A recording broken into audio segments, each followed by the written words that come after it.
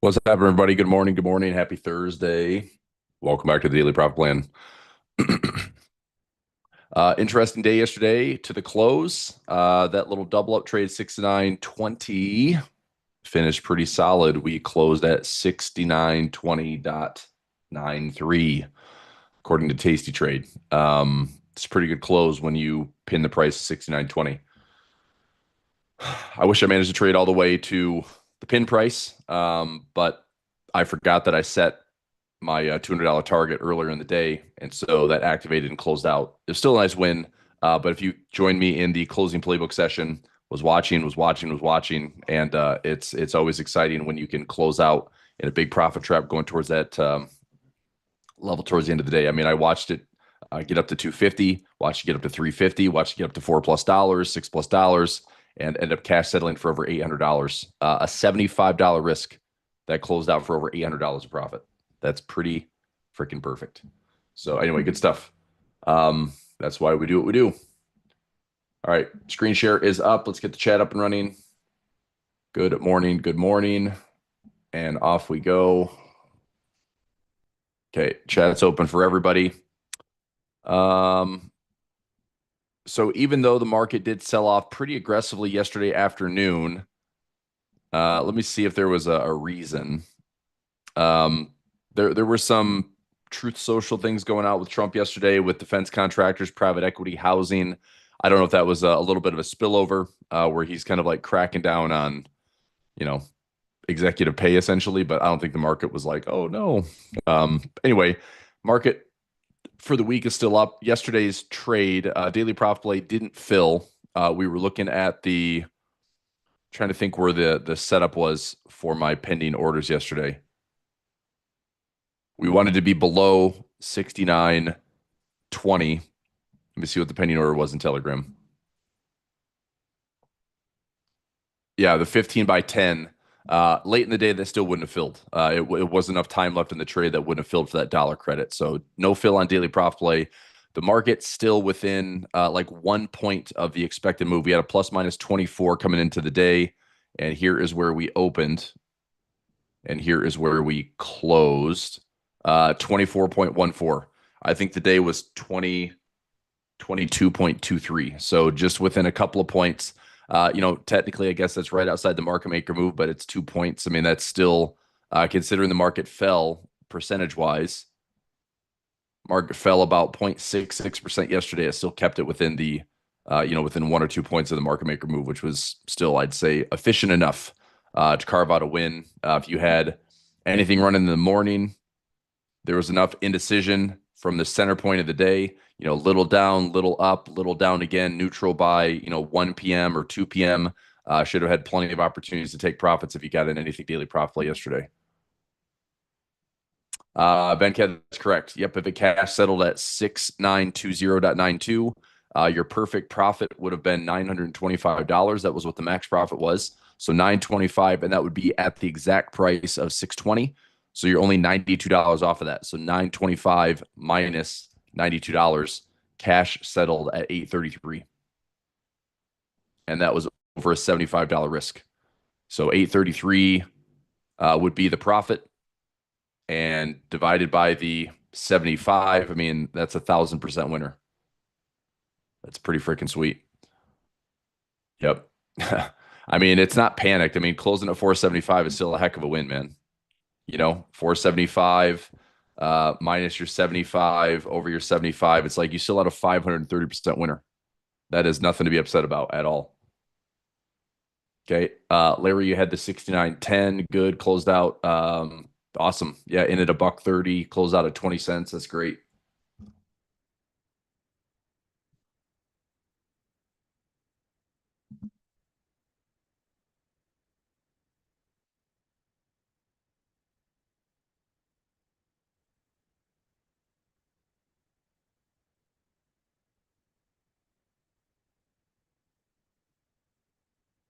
Good stuff. Okay, so I've got the ATR tracker update and daily profit play. We're at 69.20. Let me update the indicator. 69.20.92. That was our previous day's close. Now we're recentered. Take a look at our VIX this morning. VIX is up a little bit this morning. I've got a chart alarm set at 16. We'll see if the VIX is going to retreat or the VIX is going to continue to stay up off of some softening closing yesterday. Gamma wise this morning, 69.25 is our positive negative gamma pivot. Futures down slightly on the morning. We were down like 0.35% overnight, came back to about 0.10. So we'll see if futures is going to continue to push a little bit softer. Gamma profile for the morning, we are looking at if we're right below that 69.25, it is leaning towards negative gamma for the day. That could get us back down to about 6,900 or so. There seems to be some reasonable support down there as it kind of stacks up around 20 and 15, but 6,900 would be my biggest level. Let's take a look at this.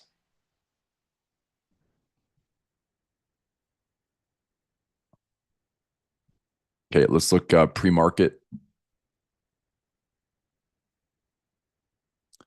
So there's our 25 pivot in that shaded yellow. 6,900 seems to be one of the larger strikes this morning. So a little bit more pressure to the downside. If there's going to be some support, we'll see if we can pick back up from there. We will find out. I'll come back to that in a moment. What's the plus minus on the day? SPX. Today's plus minus 25.97.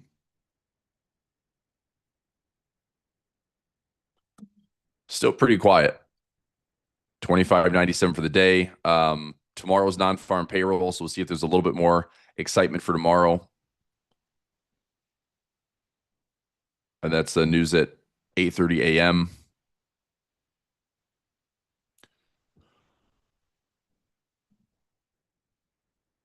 Where are we for the week?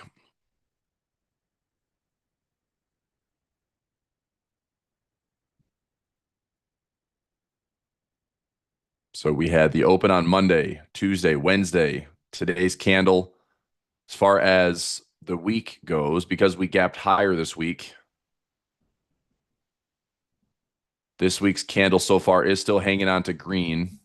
We did have a gap from this was the close last week to the open this week, right? So even if, and this is what makes kind of candlestick reading a little tricky, is because even if we have price fall this week, this would be around 68.90. That would be a flat week, okay? Filling the gap, but still being positive on the week would be around 68.58, 68.60. So I put in my engineered option trades this week to kind of target those areas. I obviously want them to finish, green. I want the candle to stay green so we can have a couple winning trades. But if we come back and fill, I'm curious how that sets up for the close of the week, either Friday, and then my expiration is on Monday for engineered options.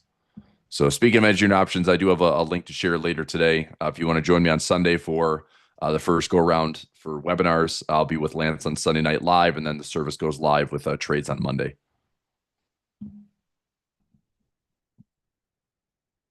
So I'll have that link. I can share that later today. Right, so a couple levels there. I did put in a take profit order this morning on Baidu. I've been riding this thing for a while. I still like this stock. I put in a take profit. I had it at 155 because that is my measured resistance here. But we had this big gap up and big surge. We had a higher on 147 yesterday, so I put in a take profit at 146.50. I'm going to see if we can kind of jump around and find it this morning. I mean, I probably could put it at like 149, 150 and see if that gets filled. But my thought on Baidu is I've been running with this stock live or long since like the low the low 80s. I've lowered my cost basis into the low 80s, and here we are up like 140, 150 bucks. So I'm going to take some profit on Baidu. That'll be a nice little chunk. I'm up like 50 grand right now for the portfolio. So that's not a bad way to kind of kickstart the year. Also considering that Alibaba, which was another one of my big runners last year, has been steadily pulling back. This has pulled back 20+%. Baidu is getting kind of a staggered run, which it was funny because last year it was like Baba could not do anything wrong and Bayou was just taking forever to go to the upside. And now it's the opposite. So I'm going to take some profit up here and then I will revisit this trade. I don't mind looking at this to the downside and thinking this, like if I take profit up here, either one, putting on another chunk of shares at a pullback at like 116 to 120, that'd be area one, and even a reset trade all the way back down to the 80s and just ride this range out. Part of me wants to keep a little chunk running because if I measure this move, this is a double bottom trade. If this is a double bottom, then we should be going up here to like 240 bucks. So there's still some good technical, upside in the stock. The problem is fundamentally it doesn't really justify, where we are at. So we're already at, 144, 145, fair market value with discounted cash flow is like 103. So I do want to take some profit now and kind of assess, maybe sell some options to kind of get like a ratio spread started. Maybe going out, to the end of the year around this like 80, 90 handle, 80 handle, see if I could take some ownership and generate some income. I'll take a look at that trade this morning, actually. That would be a Bayou trade this morning. Okay, but hopefully I'll hit a chart alarm around 150. We'll take some profit around 146, 147, and not give much back. All right, see what else I have here.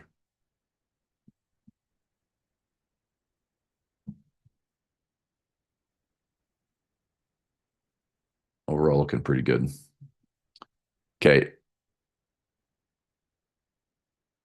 Alcoa took some profit, looking to scale back in. Larry says, I have a 1226 Baidu call spread, 131.45, paid 565, now trading 805. I mean, that's a great question, man. Honestly, you go out to December, I'd like to think the stock's going to be higher. But I don't know, man. I mean, would it surprise you? I mean, how long have you been trading Baidu? That's what I want to know. I've been in this thing for years, on and off, and believe me, the most frustrating thing about it is you have this straight up move and you're really excited, and then it spends months going sideways. You have this straight up move. I mean, technically, here's what I would say: we go straight up, pull back, straight up again. If it pulls back for a flat pattern, we probably revisit like the 116, 120 area before this thing really gets some legs to the upside. And that's running like pure speculation. There's no reason for the, even the fair market value is like 103. There's no reason for it to be 240 bucks. But technically, with a double bottom, it could be, right? If this is the pattern, if this is a double bottom pattern, that measured move, if we break this resistance at 157, this thing's going to double. That'll go to 240 or so, right? So, I mean, big picture, it's like, I do think it's capable of doing that. But I've seen so many times where it runs, pulls back, spends time consolidating. I would like to think that your December expiration is going to be really nice. I mean, you paid 565 to make 15, like that's pretty good. But if I see it pull back and it just chops around, you need price to be above 145 to get paid on that trade, right? That's needing price to be above here by December. I think it could happen, but I personally would rather be taking profit here, and then looking to reestablish new position. Build another chunk where it's like if I want to take some trades to be at like 115 or 110, or take some trades all the way down here, right? Own it back again at like the low 80s. And that's what I've been doing since literally COVID, is participating in this. What was the most frustrating part of Baidu was this garbage in here. When I was like, okay, I like this support. We're coming into strong support. I'm holding positions. I'm looking at some call spreads. I'm looking at some ratio spreads. And I just got, I mean, it wasn't terrible, but like watching price just keep testing this low over and over and over again. A lot of the trades paid off, but it's like, how do you not garner any traction here? I mean, one V bottom, and then we spent an entire year and a half consolidating, but that ended up building out a nice falling wedge. So when it broke out, we're coming right back to these highs. So yeah, I know. Like you'll need it to stay above 135 to make money. But the good thing is you have time in the trade, right? So I think on the safe side, taking profit. I I would ask you this: do you think there's better trades versus the 130 by 145? Do you think there are better trades to position for? I think there are, right? Like if I was going to say, hey, I'm going to take a ratio spread. If I own the shares, it'd be around $100, or if I own the shares, it'd be at like $85 or $80. That to me is a much more attractive position where it's like I wouldn't be worried about that trade because it'd be either one income on a a sell put or ratio spread, um, or two you get assigned and you're actually at a price where it's like okay, if I own this thing at $85 and it goes back to 150, I'm making a lot more money than a little bull call spread. So just my thoughts. Yep. All right, let's go heat map. Then we'll get some highs and lows calculated. We got about 15 minutes for the open. This is interesting. Like the decline kicked in really aggressively yesterday. We had about 57.8% of stocks declining at the end of the day. It was a bit of a bloodbath to wrap up the day. Everything was down.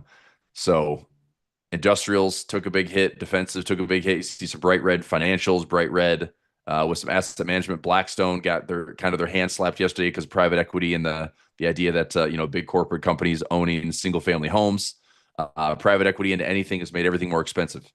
I'm trying to think who I was talking with the other day. I mean, we talked about like the vet, car insurance, home insurance, owning homes, like just I mean, we do have. I mean, they're not calling it inflation anymore. They're calling it unaffordability, right, or affordability. We're not calling it quantitative easing. We're calling it repo, overnight repo, right? So anyway, it's just noise. It's a bunch of noise. Um, I hope that for the sake of taxpayers in the U.S. that the tax season is actually very generous, meaning like the refunds, the loopholes, whatever people can find. That hopefully refunds are going to be a little bit more exciting this year for everyone to I mean, probably boost spending. Honestly, that's probably what it's for. But that's what the planning is like, well, people have, a couple extra $1,000 from tax season, then they'll probably spend it or it'll wind up in the markets. Right. But anyway, we slid almost 60% decline yesterday. And the S&P, I mean, it sold off for the day, but it still was in that contained move. And we'll see what today brings us, even though we are sitting in kind of a negative gamma posture for the morning.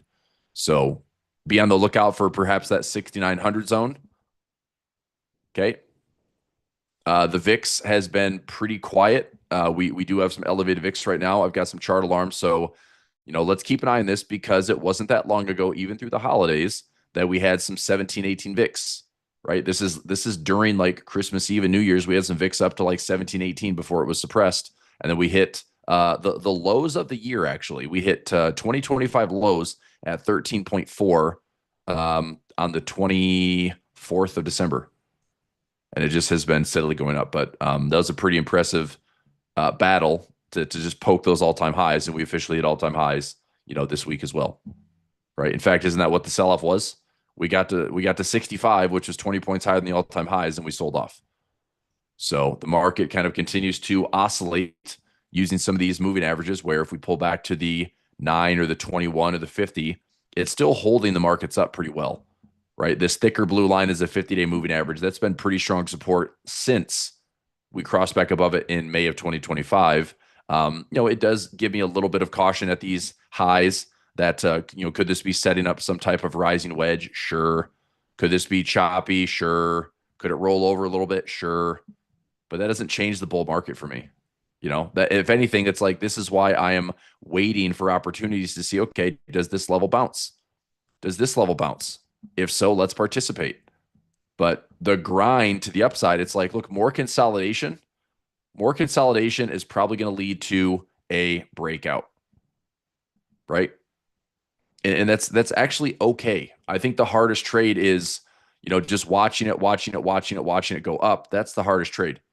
Because yes, it's nice to melt up, participate, but when it's led by 7 stocks or it rotates, it's like Mag 7.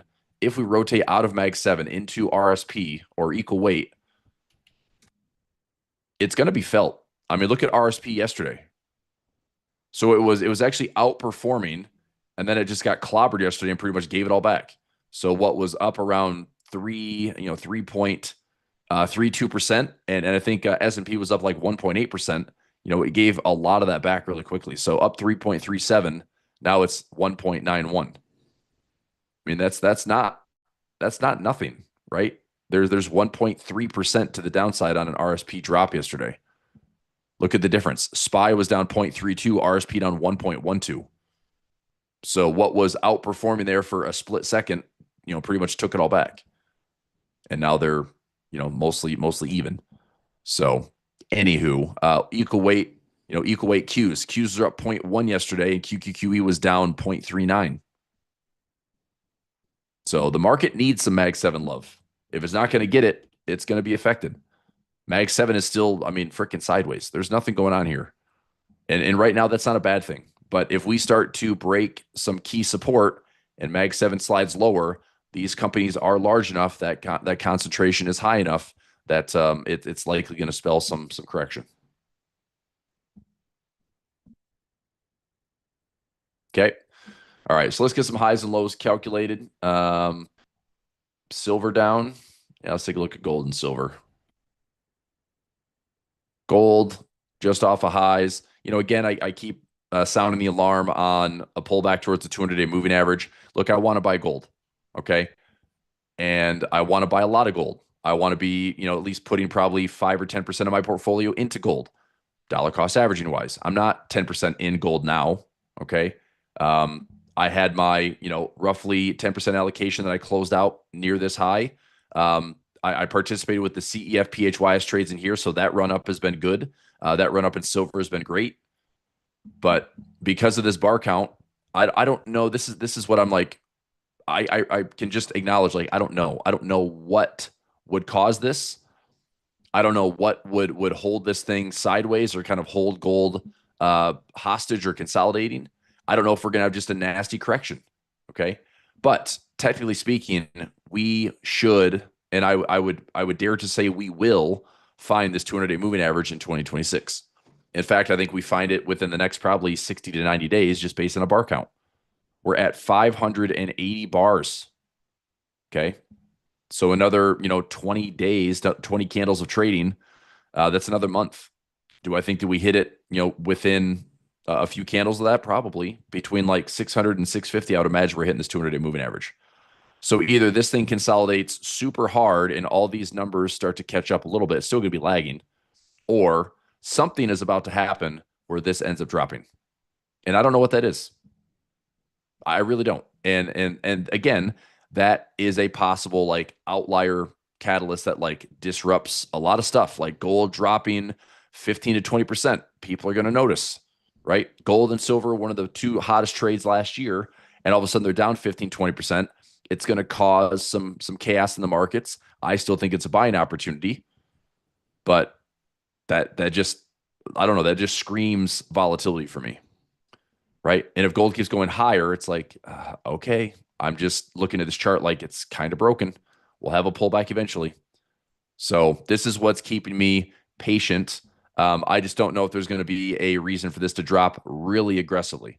And if it does happen, I still want to be a buyer, but I certainly don't want to be stuck overextended and over positioned at these highs when I think we have a, reasonable correction of like 15% coming.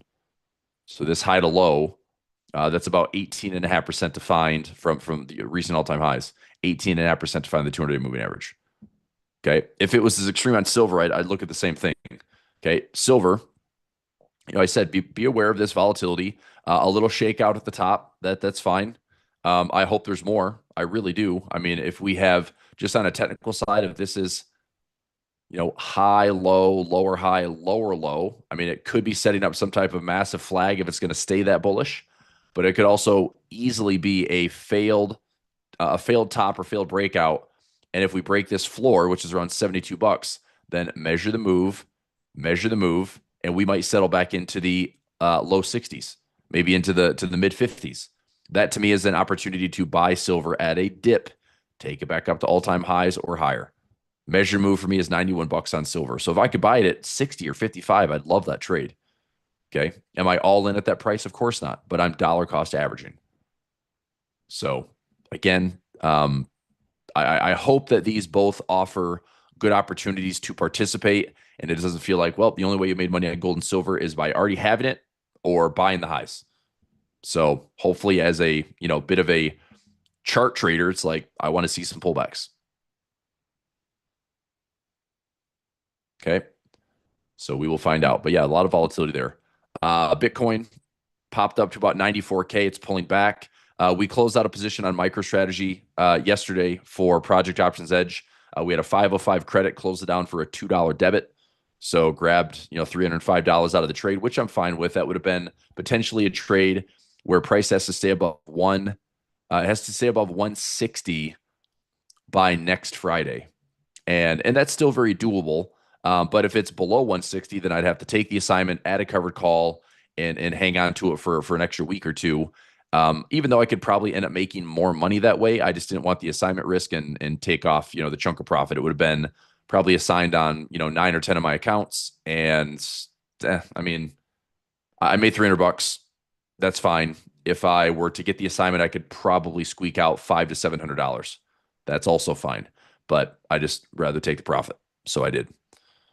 Okay, so there's that. So gold, silver, Bitcoin, oil, anything going on with oil prices based on this Venezuela stuff? So far, just still showing some support. Let's take a look at inflation. Just curious for my own third-party readings. I just want to see what the trend was. I saw this at 1.95, now it's 1.91. So our inflation direction seems to be headed the right direction. And I don't. I think this could be a lot to do with. I know that the U.S. government CPI data, that the headline CPI, is heavily weighted in shelter, and that has been coming down.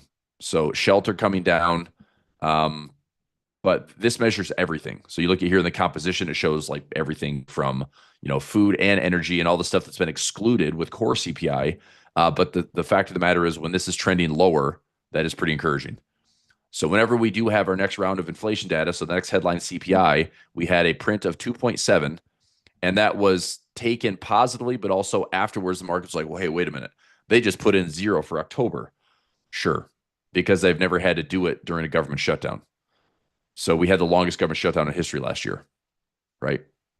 I mean, think about that. Like, we had a trade war and the longest government shutdown in history, and the market still is at all-time highs. Like, it just doesn't seem to care until it does.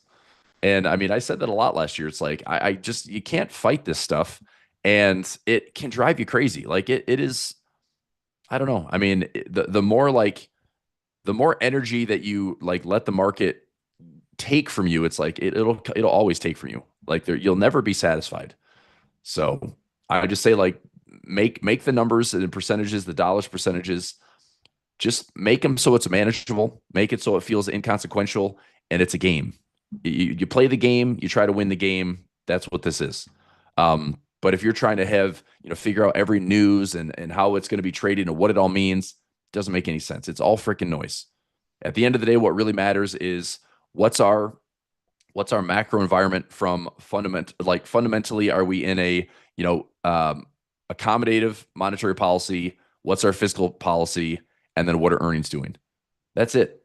Because if it's like interest rates, fiscal and monetary policy, and earnings, if those are aligned for bullishness, we will see bullishness. And anything that happens is probably noise. And if we're in the gray area of like, well, things could change in the fiscal policy or things could change in the monetary policy, we're going to be raising rates instead. Well, obviously, that's like a big red flag that if price starts to prove like, hey, things are rolling over, then it could accelerate very quickly. So, we're just not breaking structure right now. Not yet. And like I said, for inflation data, like energy prices have been down. If we continue to see, oil prices break even further to the downside, I don't know if this has like recessionary type headlines that come with it, because that would be another big drop in oil, or it becomes a really good long-term opportunity to buy oil and stay long energy. But I'm not buying it now. So anyway, all right, it's opening bell. Let's go. Take a look. As long as my plus minus in the day 25.97. We got a little gap lower, negative gamma below 69.25. We will see kind of what plays out here between the 6,900 68.90. Let's see what our levels look like today. VIX is probably going to spike up a little bit. We're at 15.7. Chart alarm set at 16. I'm going to set another chart alarm at 17 just in case we have one of those days where the VIX just won't stop going down or stop going up. So a couple of VIX alerts there. Let's take a look at the option chain.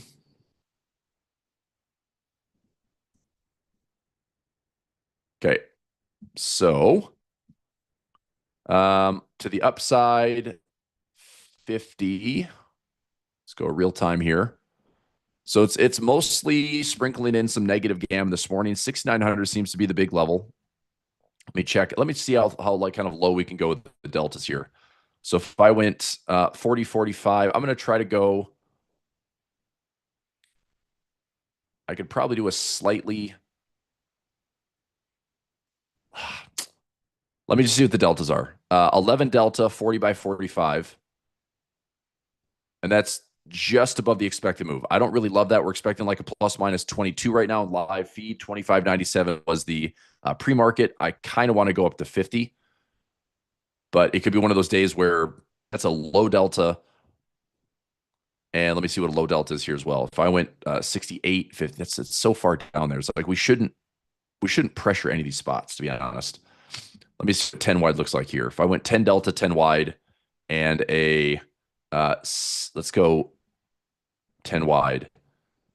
All right, I'm going to take this trade for, gosh, $1 going 10 wide really sucks.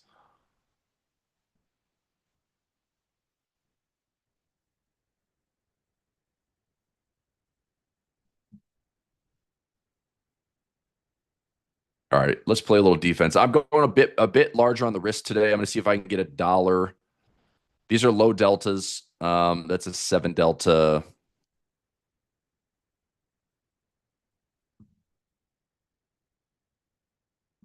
Let's see here. I'd like to put in like $1.50, but risking 9 to make 1, and my goal is I'm going to try to keep as much of that 1 as I can. Dave, they got filled.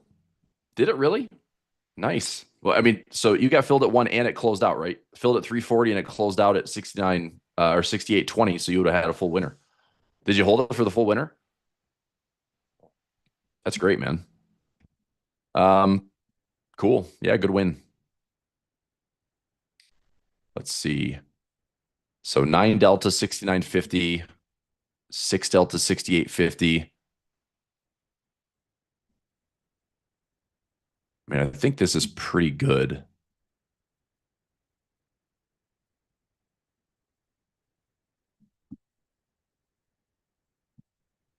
All right, here's what I'm going to do. I'm going to put in this trade. Do I want to go 9 risk or do I want to go like 850 risk? Let me see if we can get a bit more premium for this. I'm going to try for like a $2 credit here. I'm going to let price just move a little bit more than just jump in for $1.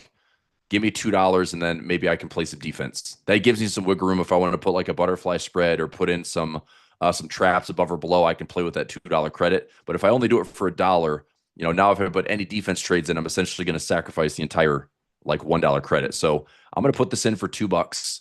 If it's trading for $1.50 while we're in session, I might just take it. But I'm gonna go pending order $2 here. That'd be risking 8 to make 2. And let's see if this will fill. All right. So that trade's pending. I'll post this for members in Telegram.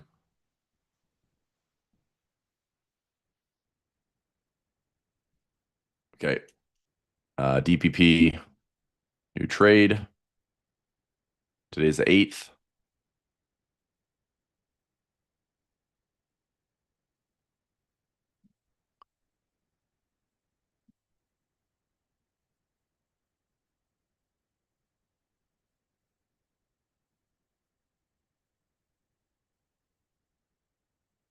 Okay. I'm going to see if that will fill. We're trading for about 90 cents right now. Price is falling a little bit. Let's see what happens around like that 6,900 zone. So between 6,900 and 6,890, that's where I'd see like the strongest support of the day. We opened at 14. If we go down 25 points, that's going to put us around 80, right? 79 or 80 should be like kind of that measured low of the day. Obviously, price can overshoot and then come back in, but strongest support is going to be sitting around like 6,900, 6,890 today. This is also like the day before non-farm payroll, so we could have a kind of a calm price action day. Let me assess one other thing. So if I did 50 by 55 and 50 by 45, that's only trading for 50 cents. I mean, if I get $1 on that one,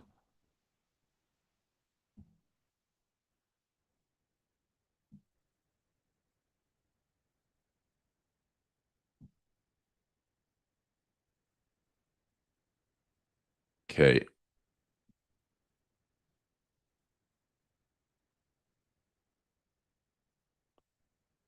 All right. So if you want to tighten up the risk, we can go the deltas I'm using, but go a 5 wide for $1, and I'm going to go 10 wide for $2 as well. So I'm going to kind of stack up a couple of trades there and see how it looks. Then I can play some defense if I need to. So I'll put this one as like an either or for less risk, SPX 1/8 expiration, and I'm just going to go 5 wide.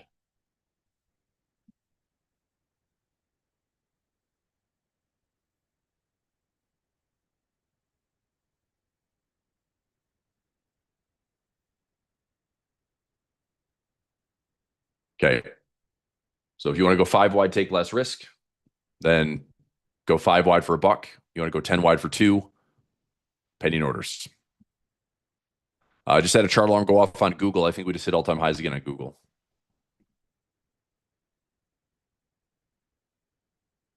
Yep. So we just poked some all-time highs there.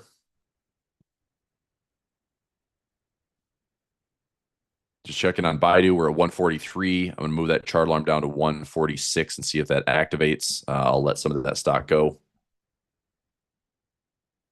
If it comes back and fills the gap, that's fine. I'll probably adjust it to like a 149, 150 and exit if we get back there. I mean, I have the shares. I don't have to worry about the timing of it. I'm just actually what I want to look at is let me see if I can find a trade for Project Options Edge.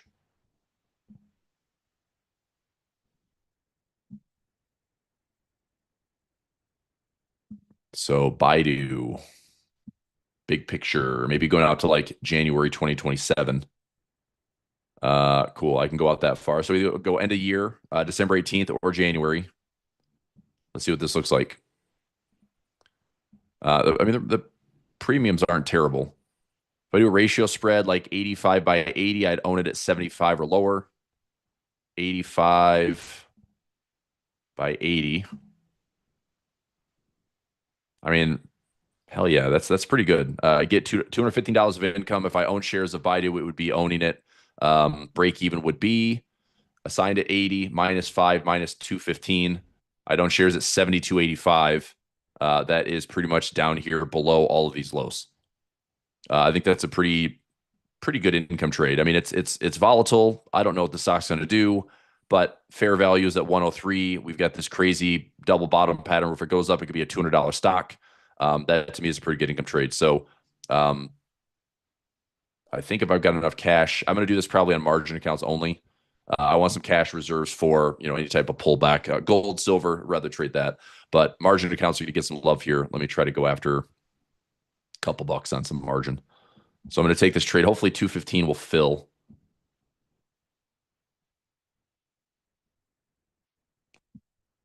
And I'm going to go take this trade for about 430 bucks. So 215, I'm going two contracts. So I'll put this for project options. I'll just make this like a 1-2 if you want to do a ratio spread. I'm going to go 2-4 with my margin accounts. So let me see if this will fill for, let's see if we can get like 220. Try to take a tiny bit above the 225 above the mid price.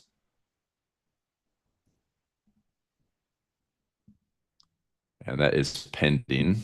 So 225 not taking. Let's try 220. If it's over 200 bucks, I'm still happy with the trade. 220 not taking, 215.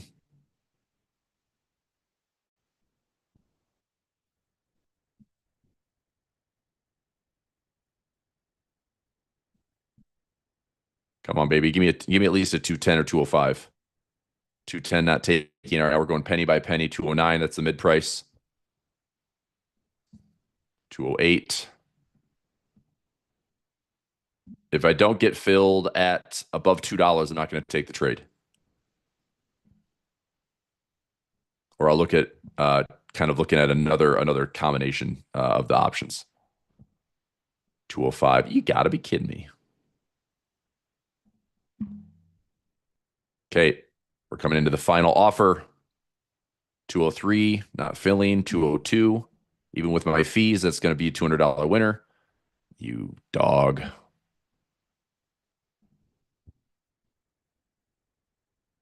On. I'm offended now.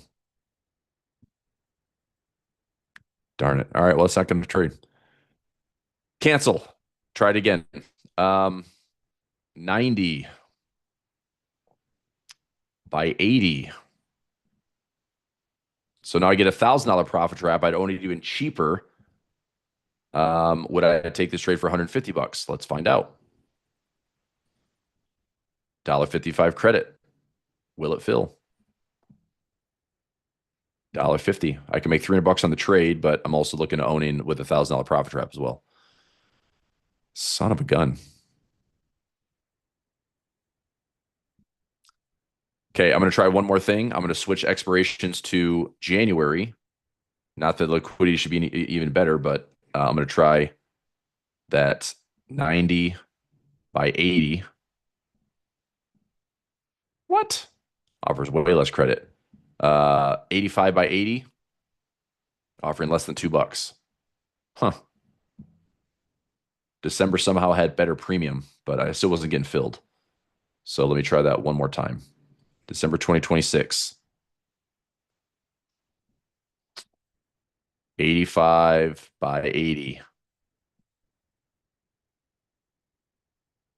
All right, here's what I will do. I'm going to let this trade sit for 205. I want to get filled at 205. So if we have any pullback in Baidu, 205 should be reasonable. That gives me a $500 profit trap plus a naked put at 80. But I get over 200 bucks. I'm going to get the goal is to get a $200 winner by the end of the year. And if I take assignment, I'd own the shares at like, oh crap, market's down to 6902 fast. All right, where's our SPX at right now? It's nothing to do with Tasty, Bobby. Can you get? I mean, try to get filled for, think or swim. It's probably just not filling. Look at the bid ask though, right? I mean, the bid. Remember, this is a China ADR, so I mean, it's not like it's trading the SPY. I mean, the bid is 1 cent, the mid is $1.55, and the ask is 310. So it's pretty wide. So anyway, my point is, I'm going to see if I can get filled for 205, and if it gets filled, I like the trade. All right, so let's try to get 205 pending order. All right, now it is going to sit and rest. So similar.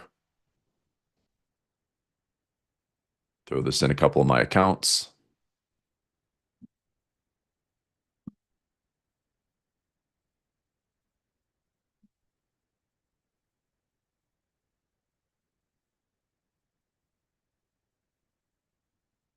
Okay.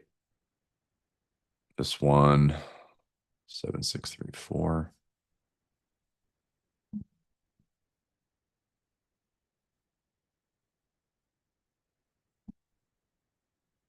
8 grand. It's like I'll own it cheaper than that, man.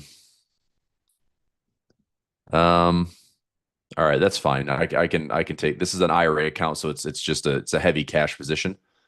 But if it's not filled, let's see. Actually, you know what? I'm just gonna keep it in margin for right now. I'll just buy the shares if I want it for my IRA accounts. 1608. All right, we'll get some love on this one.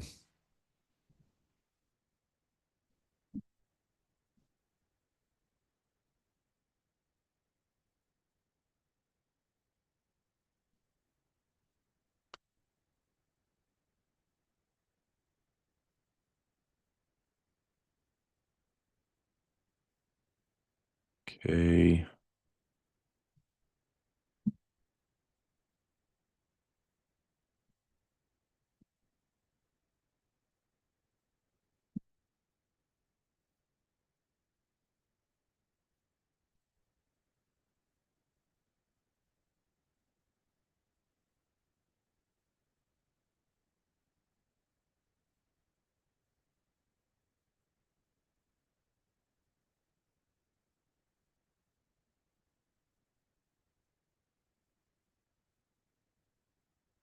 All right, almost there. How's our SPX trades sitting, pending? 5 wide for $1, where's it at? 10 wide for $2, where's it at? If my 10 wide's over $1.50, I might just take that trade and get rid of the 5 wide. I'll take a look at that in a second. Just let me know where we're at. Okay. That one is still going, pending. Okay, good.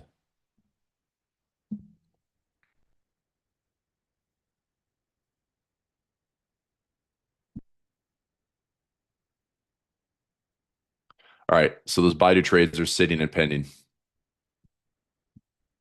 10 wide. Okay, I'm liking that. I might just take that trade then. I might go 10 wide for $1.40, $1.45, $1.50. Let me see where it's at. So SPX. Now I'm showing 10 wide at 90 cents. Well, that was quick, huh? Fudge muffin.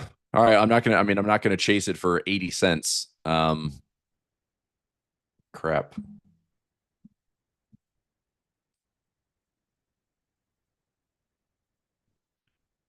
130 thinkorswim. I mean, it's not offering that right now. There's no way.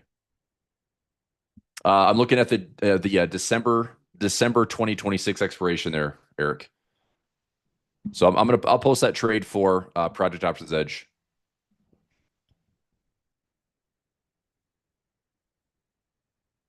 So new trade, Baidu, December, whatever the December monthly expiration is.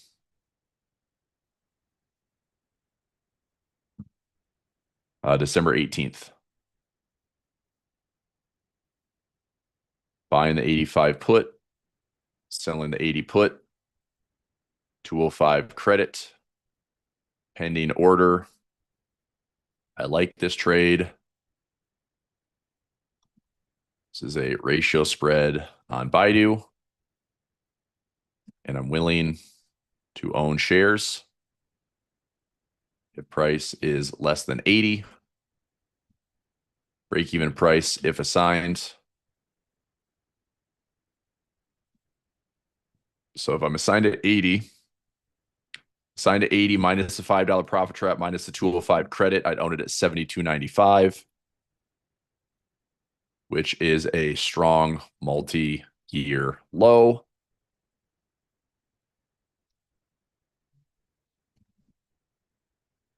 I've had several runs from 80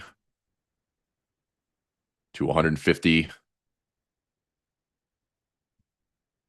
And this is another opportunity to set up for a buy low or an income trade.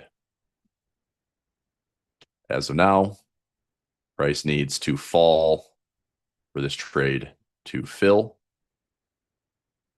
So I'll update if executed. All right, that's in Telegram for Project Options Edge. Let me find my spreadsheet here.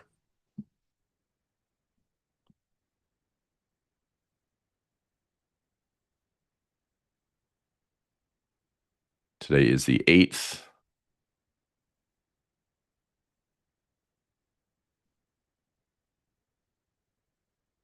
So 12, was it 12/18?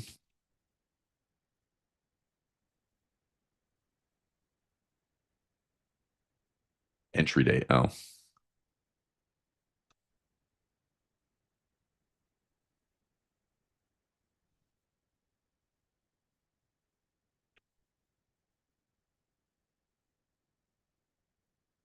$12/18/26 expiration. Buy the 85, sell the 80. Looking for 205 credit. Pending. Okay, and then that's going into the old personal tracker. Have a look at some SPX this morning.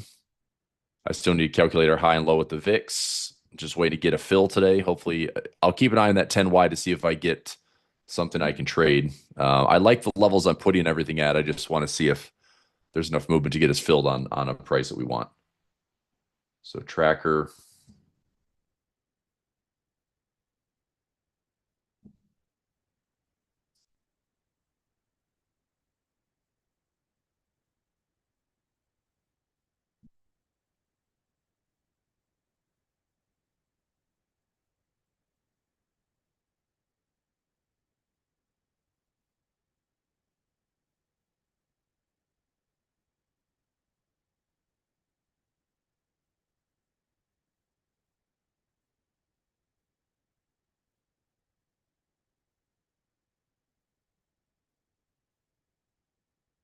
All right. So buying the 85, selling the 80.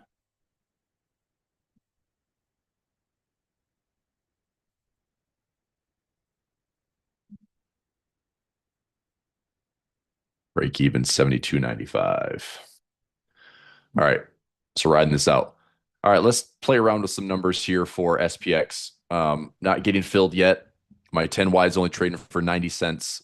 I'm not going to take that trade at $9 risk. I don't mind 8.50. I don't mind $8 of risk. So let me dive into the option chain here. So we're into negative gamma below 69.25. We could be coming to tests like 6,900, 68.90. I'd like to think that's enough. Let me see where we're at for the week. Did we just come back and retest like the open of the week? We kind of did, right? Here's the open for the week. Let me find that other workspace.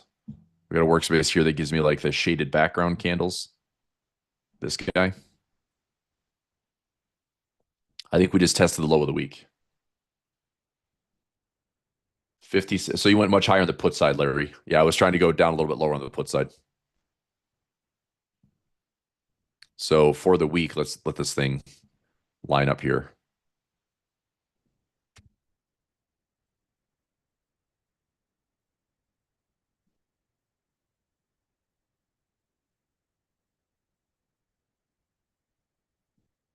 Oh no. Edge will cut off my indicators, those turds.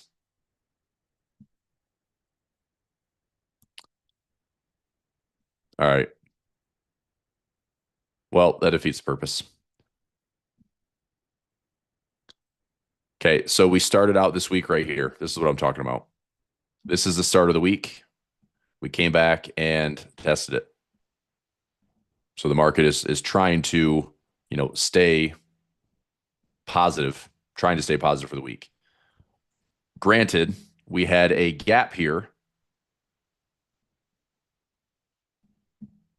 from Monday's open, right? So we had a gap from Monday to Tuesday, came back to test that. This is where everything kind of opened up on Monday. So this area is where we are opening. So there could be some testing of those levels. There could be some gap filling in here. But if we're just going to bounce and hold kind of the open prices, then there could be some firmness. So anyway, I'm just not forcing a trade. It's no big deal. But we are in a negative gamma zone. So I mean, if I see negative gamma, more than likely what that means is there will be pressure to try to find these levels here. And if they are found, there should be some support. So let's see where we end up, kind of watching price for the morning. If I were to look at everything right now, clean slate. I mean, 50 and 50 is still a 9 delta. I still like the trade. 65. All right, let me try this. Let me try to go 50 by 60 and 65 by 55. That's a little bit higher on the 10 wide. It's offering $1.20.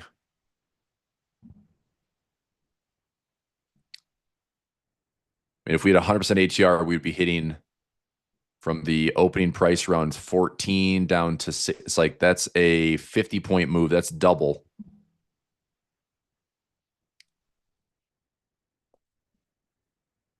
Could I get more than $1 for this one? It's $1.05. 60 by 50, 50 by 60, $1.10. It's pretty crummy. It's high probability, but it's pretty crummy.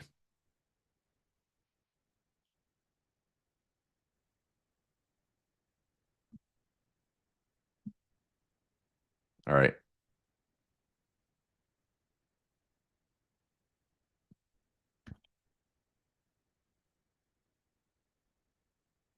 Give me.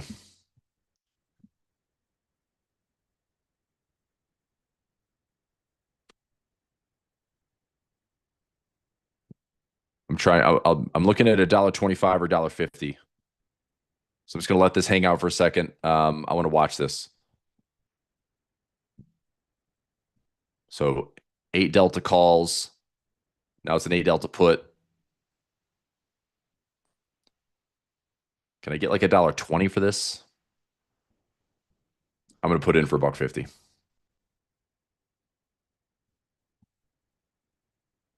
All right. So here's the deal. I have 3 pending orders. If any of them get filled, then I will cancel the other ones and just focus on that for the day. I'm not trying to overtrade here, but I'm gonna move my put side up just a little bit and see if that fills for $1.50. The other ones are sitting for 2 and 1, not even close to getting filled. In fact, the 5 wide is only trading for 50 cents right now. The 10 wide for the initial trade I put in pending is only traded for 80 cents right now. So we need a bit more direction.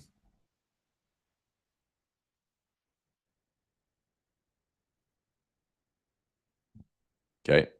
So I'm just going to let these orders just hang out for a second. I mean, if we come down here to like 69 or 68.95 or 68.90, I should be getting filled on those trades.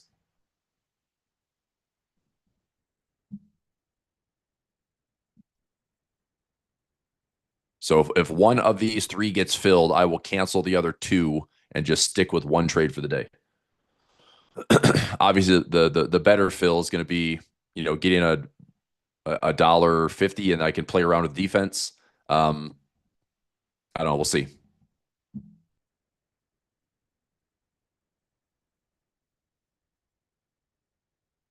So just let that marinate. Do I have any, crazy sticky levels today? Not really. I mean, with a plus or minus 25, we don't really have any, cheap levels to go after. I mean, if we're gonna sit here and like bounce all day off of like 69.05, 6900, it's not like you can pin the price there. Possibly a pin price back around the pivot point at 25. But I think when we nailed one yesterday, then don't press your luck. Yep. All right. I'll post that right now.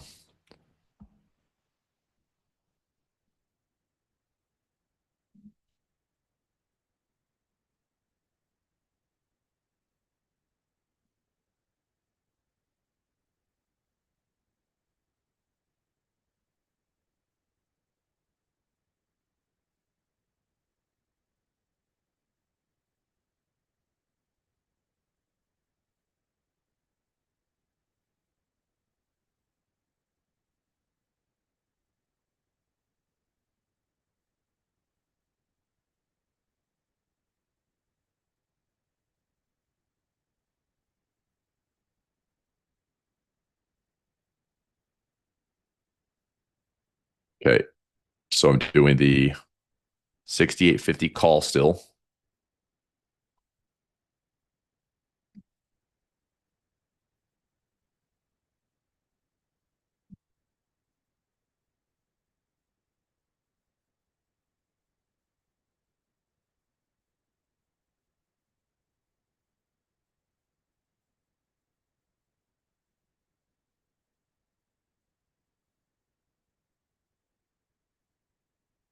All right. Trades in. Yep. So all I did in the put side is I moved up the puts from 68.50. That was my sell put. I moved it up to 68.60. That's the difference. So it's trading for $1 right now. I want $1.50. The reason I'm wanting $1.50 or better is because if I'm playing around with 850 of risk, now I have some defense that I could possibly pay for. Like if I did a, debit spread that was like 30, 40, 50 cents for like a, 10 wide butterfly or something, it's like, all right, I get $1.50, sacrifice maybe 50 cents on defense. I can still make $1 on the day. We did that. We did that. Was that Monday? When I took the butterfly trade in the morning, and then our daily profit play plus defense, I still netted like $120. I think that was Monday. So I'm kind of doing something similar. It's like I want enough credit to kind of mess around with a defense trade if I need it. Yeah. Okay. All right. And I mean, honestly, it's like maybe none of these trades fill, but if none of it fills, that means that price doesn't do anything. And in negative gamma, I don't expect price to do nothing in a negative gamma day. That makes sense. Like when we're in negative gamma, usually prices swing a little bit more violently, and they swing both ways. It's like the market can still be very much in the efficient zone. Okay. The other option, and this is definitely a bit riskier, but I could lower the risk if I did like this 30 by 35, let's say 80 by 75. If I did this for like a 250, I mean, go right at the expected move for the day, right? It's trading for 220 if you go right at the expected move. If I get this filled for 250, that's not a bad trade if it stays within the market maker move of the day. So maybe just for funsies, go right at the expected move for the day, see if this will fill for 250, risk 1 to 1, and see what happens. Right? I mean, I talked about this in my last masterclass. It's like there's a lot of ways to trade zero DTE, but it all comes back to risk management. The trade is going to have the worst probability of winning because I'm going right at the expected move, so I can only expect to win maybe 65 or 70% of these trades. But if you go 1 to 1, winning 65 or 70% of the trades, you're going to make money, right? So I don't mind testing this level, and I'll throw it in as a worthwhile trade. So, all right, like hopefully something fills today that's manageable. So what I'm doing is I'm going right at the expected move. And I talked about this. This might have been like a gamma report session I did with Kane, but I'm going right at the expected move for my Iron Condor daily profit play. And if it's filled, I mean, right now the broker says you can have $1.80 for the trade. I don't want $1.80. I want 250. In order for me to get filled at 250, price is going to have to test one of these levels. Gloria says, what time did you go live today? Oh, do I go live again today? I'm not sure if I've got anything lined up in the afternoon. I might just post a video for my like Telegram video, post a trading view video, Twitter, YouTube, stuff like that. I might just post a video today. But I'm doing some read throughs this afternoon, and I've got some content to finish up with Project Options Edge, or I'm sorry, Engineered Options.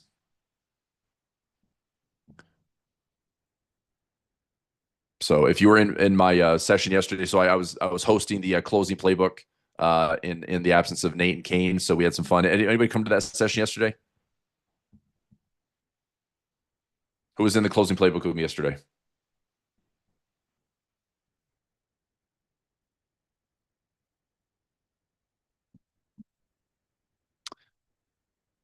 Let's see here. Omar says broker does not let us do the 60 at 50 buy put. Well, then cancel the first trade. If I'm going for the $1.51, that is a 60 by 50. Yeah, so I'm going to cancel the first trade that looks like we're probably not going to get filled. So the 5 wide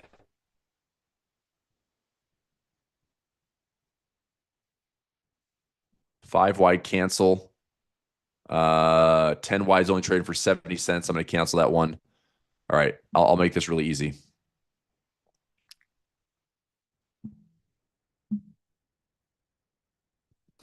DPP update.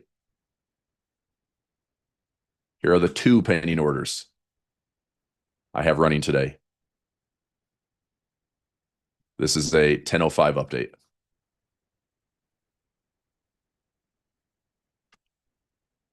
So make it easy.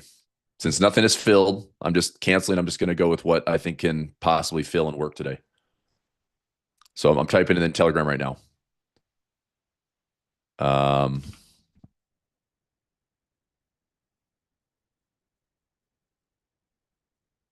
okay, and then 68, 60, 68.50.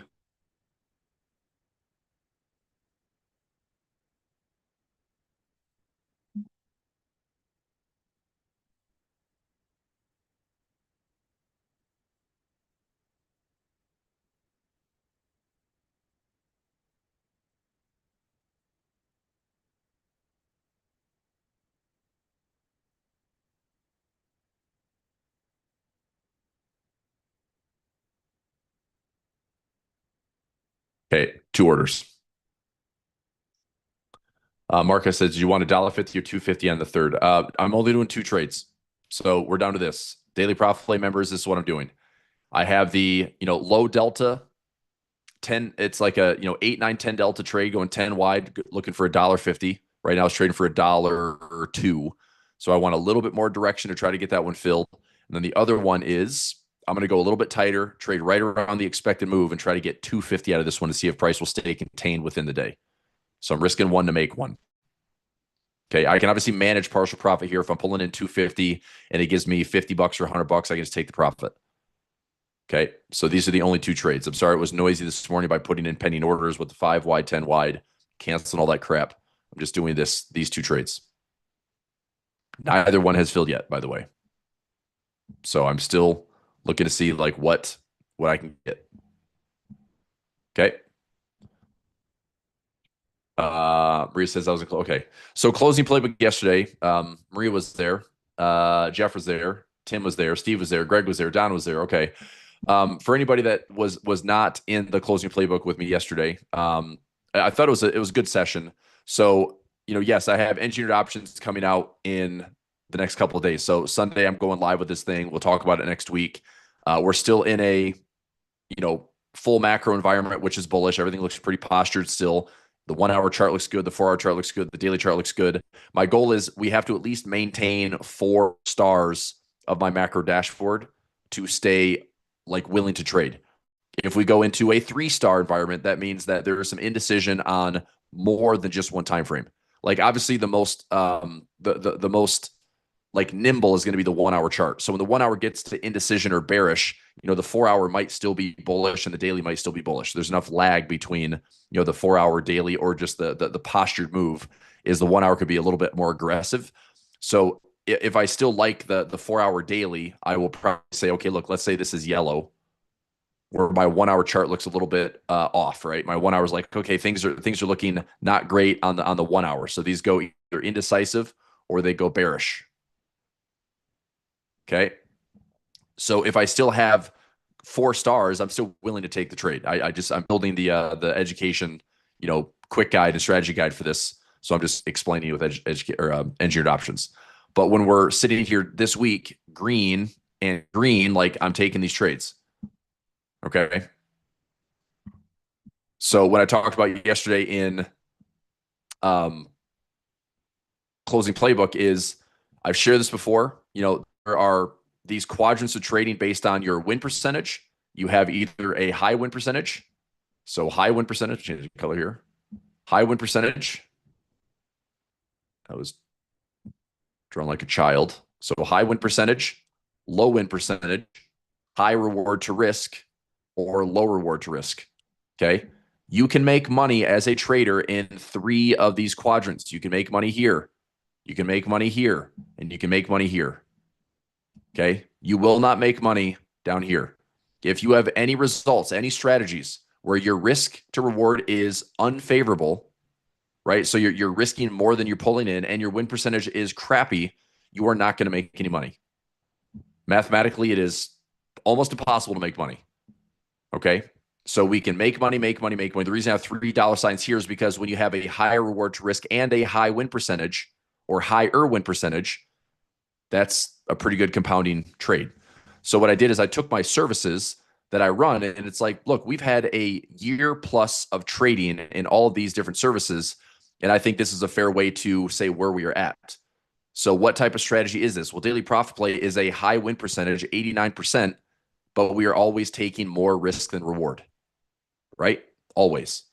So I put it in that column like that, or that's where it is. It's in that quadrant. Waterfall income. We take slightly more risk than reward, but it's a 94% win rate. Project options edge. I do a lot of naked puts, which is arguably a lot of risk, but the probability of profit is crazy high at 97% winners last year. Okay, pinch point, we're winning 80+%, 84% right now. Newsbreakers, 70%. Engineered options over 70%. Double ups, I only win 59% of my trades, but it's a very high reward to risk.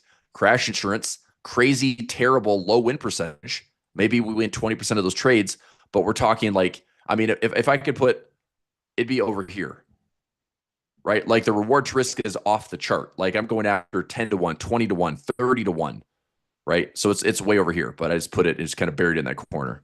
It's my highest reward, but it's a terrible win percentage. But it's insurance. So I get it that I can sacrifice, in crash insurance. Yes, it was last year, Sean. But look, I know that you've got if you need buying power, Project Options Edge is not your service, dude. I mean, I do a lot of ratio spreads. It's a lot of buying power. I trade, but it's primarily how I manage my margin accounts on Project Options Edge. So I mean, there's a lot of like ratio spreads where it's basically a naked put with like a little kicker to lower the delta. So if you've got, I would say for Project Options Edge, if you got 50K or 100K, you can take every trade I did. But I mean, I'll just give you the rundown. It's like Project Options Edge. That Baidu trade, for example, my IRA accounts require like $7,700 in buying power. My margin accounts only need like $1,500. So that's why I take a lot of those trades, right? MicroStrategy, that was a ratio spread that tied up probably $7,000 or $8,000 in my accounts, but we made $300. AMD for $130. I mean, anyway, point is, it's a lot of trades, but it is like I'm using my capital. I'm leveraging my cash. I'm leveraging my margin. I'm not trading on margin, but I'm saying like I'm using that buying power. So if you don't have ample buying power, Project Options Edge is probably a bit dicey as far as like you won't have the ability to take all the trades I do. But we logged 63 trades last year and we won 61 of them. And we have another 15 or 20 that are running for like another $4,000 to $5,000 of profit in the next like 60 days. So and it's all looking very good. In fact, I didn't invoice my clients for the performance in 2025 yet. I did earlier in the year. Once we got through liberation and stuff, it's like we had a pretty good chunk in April and May. But at the end of the year, it's like, well, I still have Project Options Edge trades that are running into like February, and it's just like I'm going to be up another $50,000 or $60,000 by February, March. So I'll just send the invoice performance of them. Yep. Mark says I had to stop taking ratios for the last few months until I closed out a bunch recently, and that's fine too. I mean, yeah, I mean, obviously when you're sitting in a bunch of profits, close them, right? And all the video updates I've done for Project Options Edge, I mean, I said that it's like these trades are all looking great.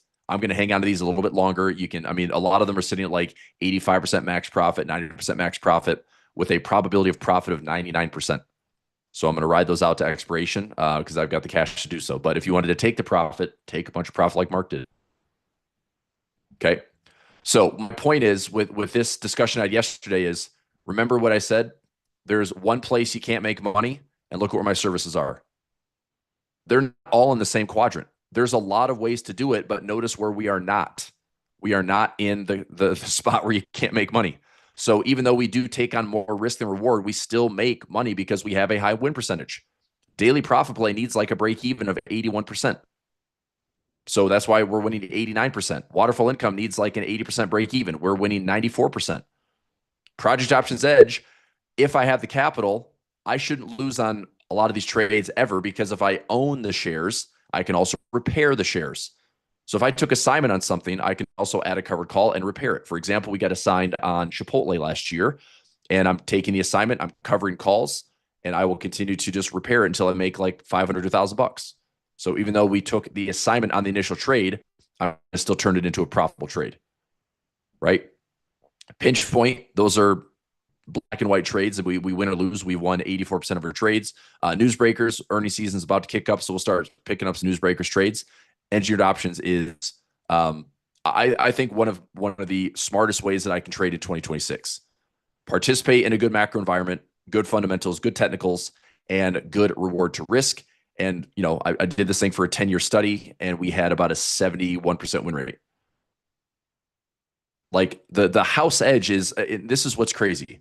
The house edge is 54% daily and weekly, 54, 55% daily, weekly. The market's going to go up. Monthly at 62%, yearly at 71%. I just want you to put your head around that. If all you did was trade, my engineered option strategy for a week or a month or a quarter or a year, you've got 50, 60, 70, 80, 90, 100 plus years Now, I go back to 1973 a lot. I know that's not the full market history, but 1973 was the creation of options. So when options were created, that became a new level of market efficiency. And it's continued to evolve as options are even more popular today, exponentially more popular. So market efficiency is a big deal, and it's been happening pretty regularly for the last 50 years.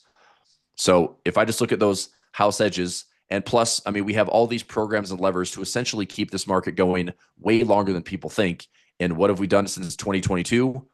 Climb this wall of worry. If it's going to be a recession, going to be a recession, going to be a recession, and all of a sudden it's not. And I just feel like what this market is doing is lulling people to complacency to think it will never go down, and then it will. But we will be left to scoop up the bottom and participate for another long trade. Look, there will be a bear market at some point. And what we will do with engineered options is we will pause. We will not participate when the market is down. I don't want to be forcing trades to the downside because the profit factor and the win rate was less. I did trade bearish environments. It didn't make me any more money. It actually, it was like a wash. I won like 54% of my trades. If I just take the bullish side of the trade, then we have a much more sustained run of consistent profits week after week, month after month, and a win rate that's way higher. So, I mean, yeah, if I'm going 1-to-1 and winning 70+% of my trades, I'm freaking happy. That's a great way to trade. So in the long run, if you just align yourself with what the market is capable of doing and likes to do, long run, big picture, why would you trade any different? Right? Why would we have to trade any different? All we're doing is over trading and overcomplicating. Doesn't have to be that way. Okay. So these are, I mean, again, I said some of these, I mean, I've done this stuff for 14, 15 months live with all of you. These are where we're at so far. 89.1, over 500 trades logged, over 100 trades logged, 100 trades, or this was 63 trades, over 100 trades, over 100 trades, over 100 trades.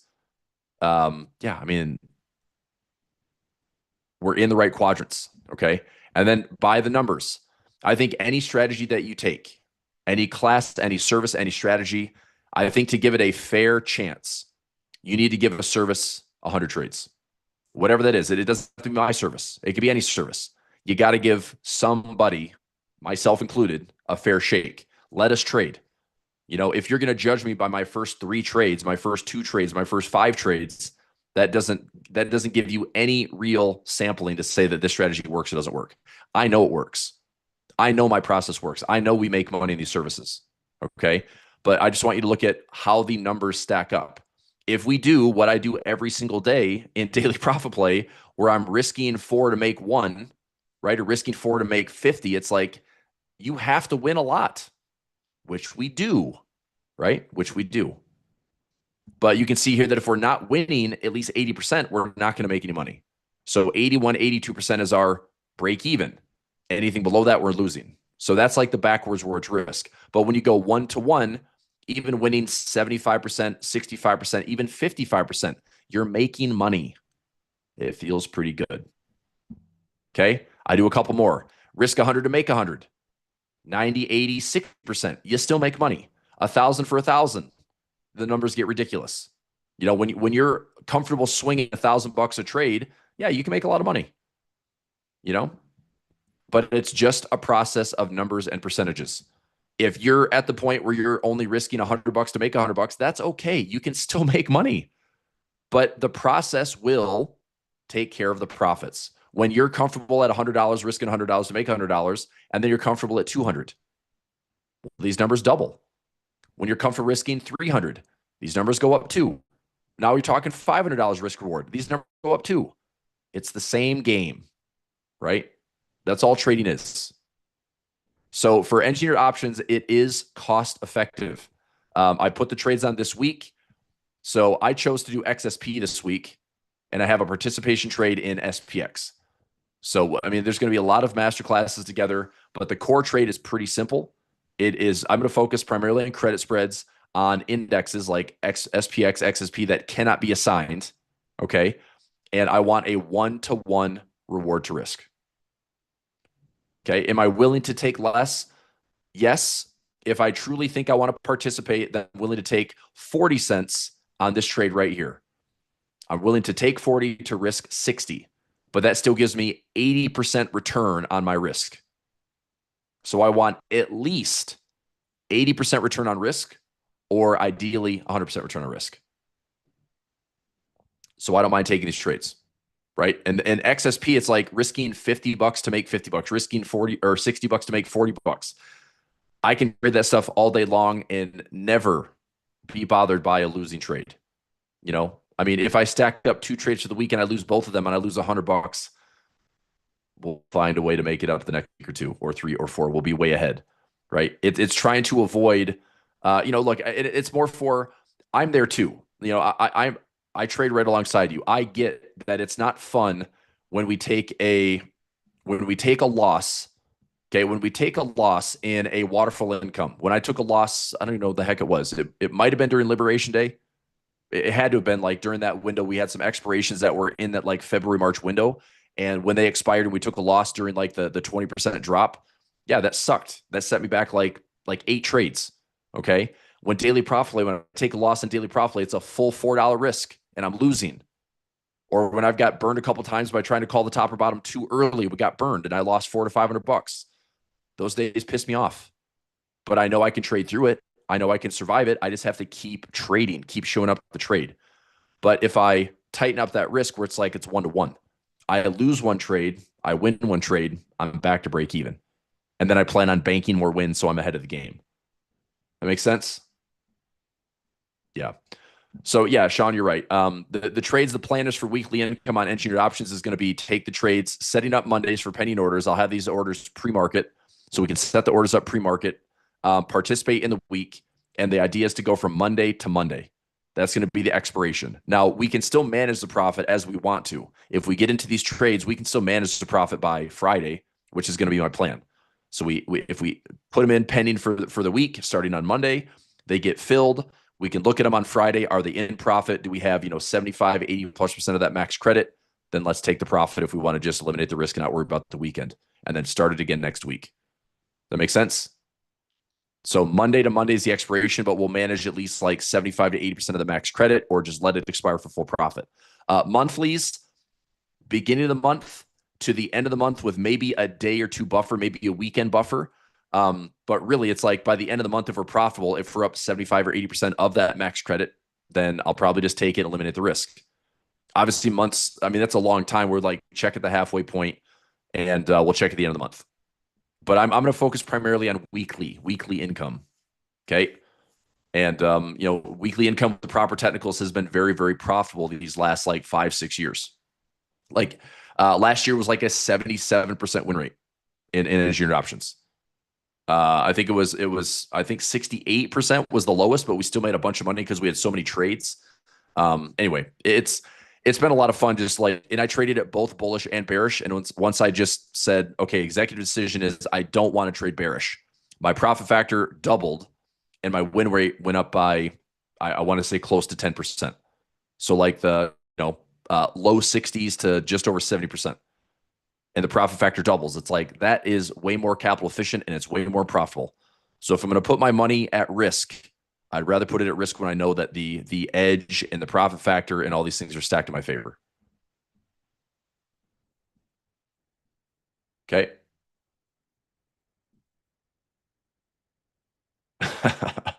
Gloria says other traders. I mean, look, I'm always annoyed when I lose, right? I mean, look, I'm competitive. This is the game, and I'm good at this game. I don't like to lose. Am I stubborn where it's like I will, take terrible trades and double down? It's like, no, I just realized that I lost. I admit, the market wins, but that's what's nice about trading options is oftentimes my risk is defined. So I take the loss, I take the scrape, I take the bump, I take the bruise, I get up, I get up and just keep trading. So yeah, I get annoyed. Like you hear that a lot. It's like I lost, that sucks. I'm annoyed. Daily profit plays annoyed me a lot when I lost.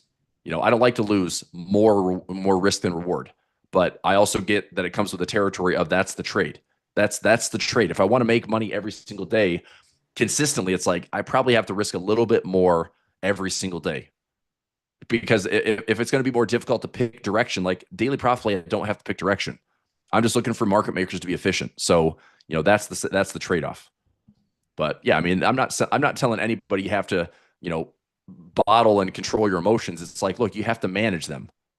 All I'm saying is that when people trade sizes that you're emotionally super angry or super emotional, or you're doubting the success of a strategy, then you're trading too big.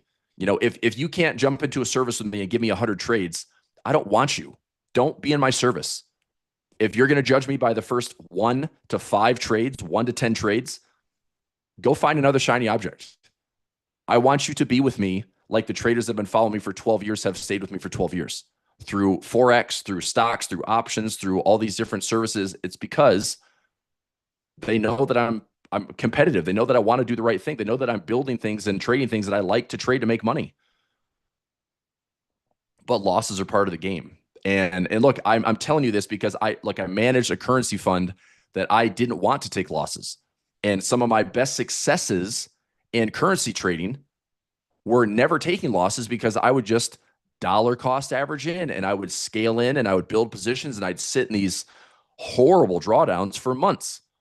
You talk about, stressful, like, managing a few $1 million in a currency market that is leveraged and watching the market 24 hours a day for the entire week. And I couldn't sleep until, Friday after close because I've got a position that's over leveraged at 10 standard lots and it's down $50,000. And it's like, it was all based on a pivot point it should have hit weeks ago, right? I've done plenty of that. I've got burned one time, and that would have been, well, I take that back. It was a burn, but it was more of a close call than it was a burn. I did get burned during Brexit. Brexit, I was profitable on like the short term stuff, but I over leveraged on a pound Aussie trade, and I lost like I think we took a haircut of like 6% like overnight when we had a flash crash in the pound in 2016. Like, this isn't that long ago. I've been trading for a long time. It's like I still made mistakes, but this is also that point where 2016 I started to really just like currency trading less and get better at trading options and get better at managing stocks, and realizing like the bias is up. You have a trend in the stock market, and the currency market, you can go nowhere for a decade. You can go nowhere for 20 years. It can go up thousands of pips and down thousands of pips, and it's just an exchange. So anyway, and the way I was managing risk was pretty, I'm not going to say it was terrible because I did really well. I averaged like 23% a year in currency trading, but it was freaking stressful. So now that it's opening bell to closing bell, now this defined risk, I mean, trading is a lot less stressful. And so I've been there where it's like, I know what stress feels like. I know what the heartbeat, when you can feel it pound out of your chest, whether you win or lose. I know what that feels like. I don't like it. It doesn't make me trade any better. In fact, it makes me, faster decisions, probably more irrational decisions. And that's not where I want to be. So I try to be calm, cool, collected. Yes, I can be annoyed, but I know that it's part of the game, and I'm going to win a lot more trades than I lose. Right. So, um, trade on, I'm not sure what the question is there, Sean. So we're doing a presentation. I think we start at 5 p.m. Sunday is going to be the presentation. The pre-market, so I'll have the trade set up ready by Monday morning pre-market. So we'll probably get like a 9 o'clock update in Telegram, or, pre-market. So it's like, trades are in, here's the gaps. I'll assess everything Monday morning, but it's like, I don't have to force a trade. I set the trade and I let it get filled for the week. Yeah. So 5 p.m. Eastern time it should be our live session on Sunday. It'll be a webinar. Yeah. Okay. So you're good on that, Gloria. Maria says, is this fit for, yes, if it's fit for small accounts, if you have a small account, absolutely. That's why we would do this as an option. So XSP, you can trade for as little as $50. So yes, it's very account friendly. This one, minimum risk is going to be probably $2.50 or $3 if we want to accept that 80% credit. And then this one could be anywhere between $50 to $60 max risk. So, I mean, I'm hoping that even small accounts, you can risk $50. Okay. So, I keep that stuff in mind. I get it. Like, traders are all shapes and sizes, all experience levels, all account sizes. I get it. So these are liquid, and, $250 to $500 a week. Maybe that's a lot of risk for some. Maybe it's nothing. But if you're talking, $40, $50, $60 a week, that's pretty easy as far as risk management. That's about as tight as I can make it. If you want to risk less than that, then you got to trade something else. You can trade micro lots on Forex or and trade for 10 cents a pip. But this $50 is like, we're going to win a lot of $50 trades. I mean, I can tell you from a robot that I built in currencies, when it makes about $50 to $100 a trade, I mean, that robot has made me thousands and thousands of dollars. So it adds up. It's just stick with the plan, stick with the process. Okay. Well, the high preset. Um, well, a couple things, Sean. It's going to be a pretty simple trade setup, and we're going to spot check it on Friday. So if we're in and we're profitable by Friday, we decide whether or not we're going to take the profit. We want to let it go to expiration Monday, let it expire for full profit. Like it, look, this engineered options is not about making trading difficult. This is about participating with the house edge and exploiting it with the ability to recognize when things are perfectly aligned for a good environment for us to trade, or when things are a little bit cautious, we can decide to risk less or stay out until things look better. That's what this is. Okay. So it should be a fairly simple, like, risk defined, set it, forget it type strategy. We'll spot check on Fridays because that is like the week, but my expiration runs to Monday. Reason why is because I saw a lot of trades over the last 10 years that when they would go down for the week, they would pop up over the weekend. So Sunday's futures to Monday's open, we tend to like try to get back some of what the week took away. And that tends to help us get a winner. Right. So anyway, and look, the market is juiced. This market right now, it's like when we have tailwinds in monetary policy and tailwinds in fiscal policy and corporate earning all-time highs, some of the biggest, strongest companies in the world. I know the U.S. valuations are high, but risk appetite is still alive and well. Inflows. I mean, there was like $1.5 trillion in inflows added last year into the stock market. So are there concerns? Are there risks? Of course, there's always risk. But it's better to be participating than not. I had a conversation with a client yesterday that this particular client ended up getting a certificate of deposit for 4.8% last year. And I think that comes due and matures in September 2026. And she was asking me, would you consider rolling it? And I'm like, what is that rate right now? 4.8 is great. Like 4.8 is great. That's essentially risk free. I mean, I can do a box spread right now and get about 4.3%. So yeah, I mean, 4.8 is great. But I'm like, what is that same bank offering you right now? If you want to start a brand new CD, what would it offer? It's like down to 3.6. So my answer was 4.8 is great. If you roll that for another 12 months, they're going to cut you down to probably 3.5 or 3.6 or less. If we cut another 1 or 2 times this year, those CDs and money market instruments are going to be down to like the low threes. So, I mean, in truth, it's like that's probably not keeping pace with inflation. That's risk free. But I mean, if I put $100,000 into the market and I walked away with $3,000, that's not going to cut the mustard for me. If I'm going to put $100,000 in the market, I'm trying to make, $15,000, $20,000, $25,000, if not more. But do it safely. Right? Do it the best way I know how. A lot of ways to do it, but at the end of the day, try to make money.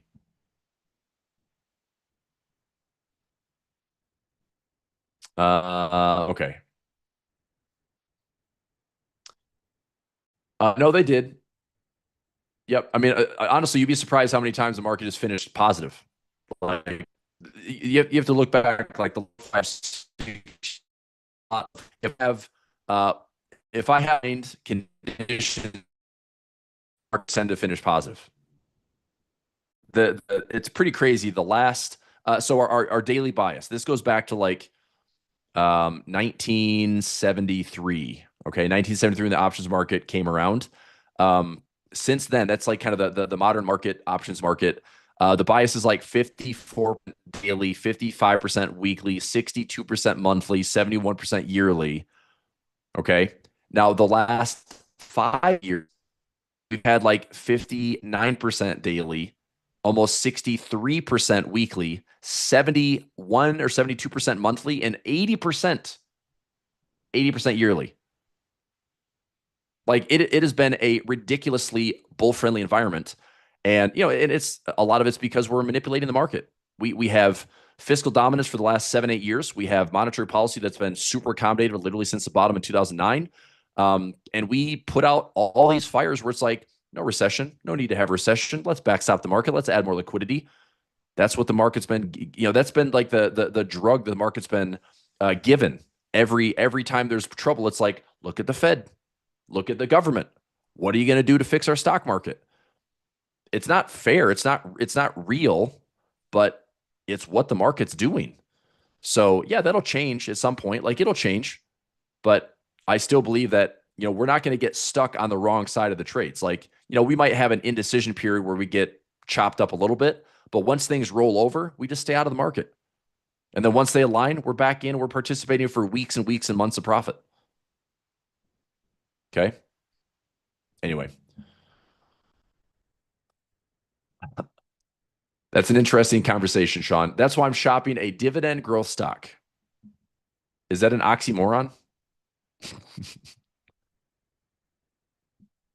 I mean, I think you'd have some interesting plays where you have some price appreciation in a value stock, but a dividend growth stock doesn't really exist. That's two very, I mean, what growth stock by nature, what growth stock offers a heavy dividend? Not very many. But what you're looking for is a value stock that does have a dividend that has price appreciation. So you benefit from price going up, but also having a pretty solid dividend. But I mean, again, like we have to be in like the late innings of a bull market to see like the dividend growth stocks, defensive stocks, like really starting to show their magic to the upside.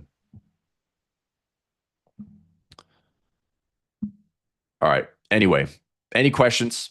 So excited about this. I do have the link if everyone has already seen it or signed up for it. Let me see if I can find that link. Let's go here.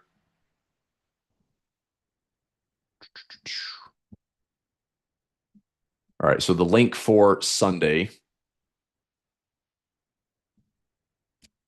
I'll post this in the chat. So this is Sunday.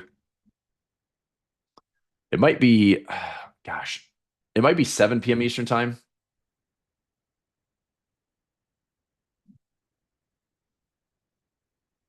It's 7 p.m. Okay. Thank you. Because I think it's 5 o'clock my time. I'm in Salt Lake City for Mountain Time. So engineered options, 7 p.m. Eastern time. There's the link for it. Okay, 7 p.m. Eastern time is our live session. Yeah. So if you want to, that's an email opt-in, I think. Click on that.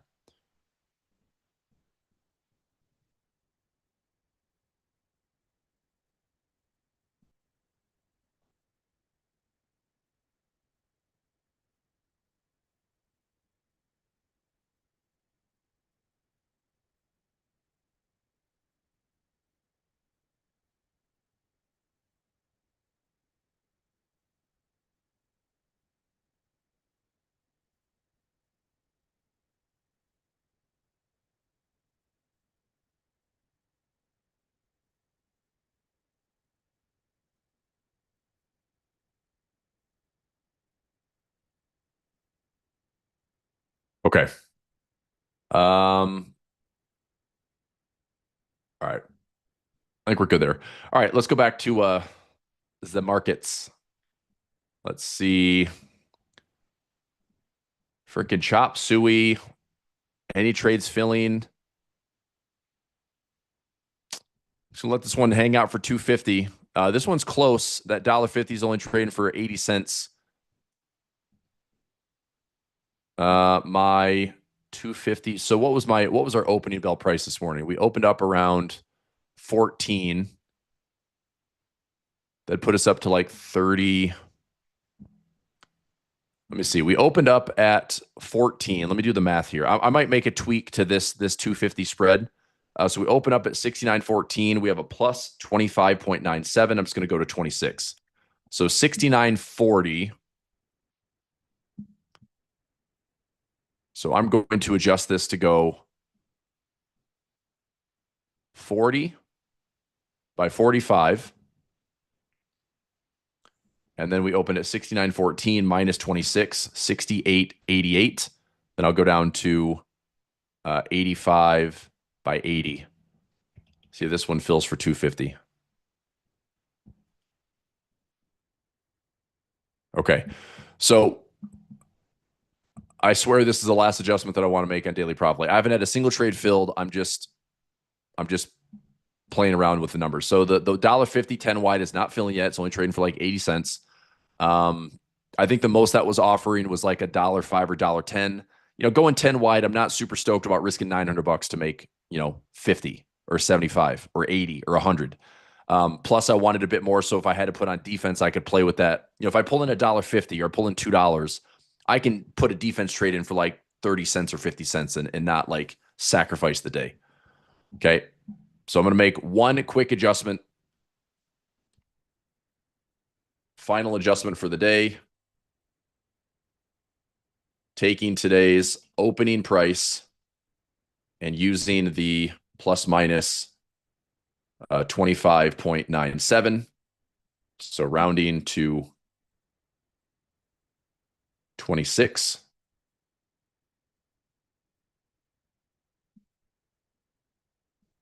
And looking for a 1-to-1.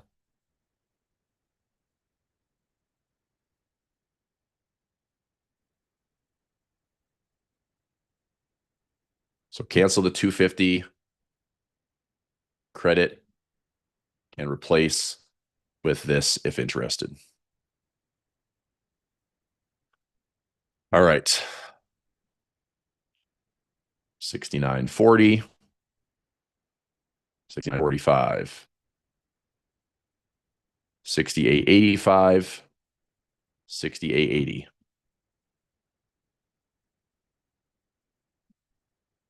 All right. That's it. So my opening price, I'm showing 6914.11. Opening price on TradingView, I'm showing open at 1629. So let's just do the math on that too. 1629. So 6916.29 plus 26, 6942.29. Again, we'd have to close at that level. If I sell the 6940 by 45, technically, I think we just had a trade profit hit for CFR. That is a pinch, I believe. Another winner for pinch point. I'll post that in just a second though. CFR. Right. So it would have to close above 6942.29 to exceed the market maker move. If we close right at it, we'd still be winning the trade by 30 cents. If we obviously, hit the level, get filled and fall below 69.40, then we pull in a full 250. So I'm going to let the trade sit where I have it posted now. Okay. Maria says, what other program do you have for a daily profit goal of growing an account? I mean, daily goals, you're probably talking, I mean, for me, daily goals is going to be daily profit play. And double ups is, I don't trade it daily, but I trade it weekly. But this one is, if you have a small account and you want to learn how to trade some high reward, low risk trades, double ups is amazing. Like yesterday, we risked 75 cents. I pulled in over $200 of profit. I took the trade, but the thing was perfect at over $800 at the end of the day. $75 risk that closed out for over $800 of profit. That's awesome. That's a single day trade that you had a 1,000% return on your money. Okay. Not a lot of strategies can do that. So if you're looking for small account, the ability to manage wins and risk is always very small. Double ups is fantastic. So that's, daily profit play, double ups. I'm looking to trade those actively. Like those are typically 0-day trades. When I find one I like in double ups, maybe it's once or twice a week. It's a 0-day trade. Daily profit play is 0-day trades. Everything else is a waterfall. I do weeklies, but it's a swing trade. Project options edge, that's, could vary between 1 month to 12 months. Pinch point typically is like a 2 to 4 month window swing trade. Newsbreakers is usually a 2 to 4 week trade. Engineered options from weeklies and monthlies. Crashes out there where it's like I'm going to hedge for 6 months or 12 months. Yeah, exactly. That's no joke. So, all right, let's see how the day unfolds.